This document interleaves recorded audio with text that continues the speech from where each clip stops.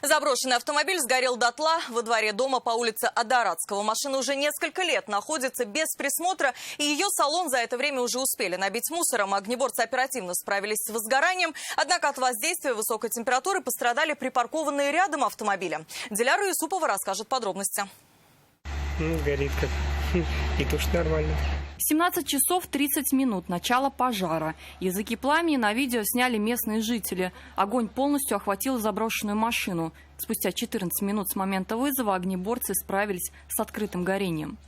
Чего там так разгорается?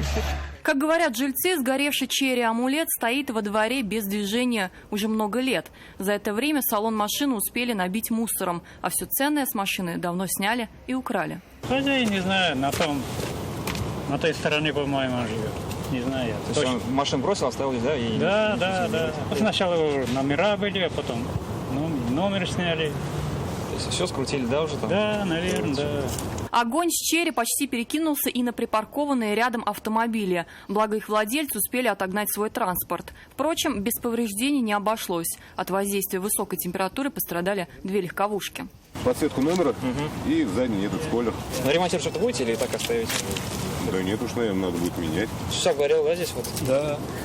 Ну, сейчас будете менять, наверное, да? Да, менять надо уже. Искать владельца брошенной машины пострадавшие автомобилисты не намерены. Скорее всего, ремонтировать машины будут за свой счет. Впрочем, сперва пожарные дознаватели определят точную причину пожара. Если это поджог, то полицейским предстоит найти причастных к этому инциденту. А с них владельцам пострадавших автомобилей уже можно будет требовать возмещения ущерба.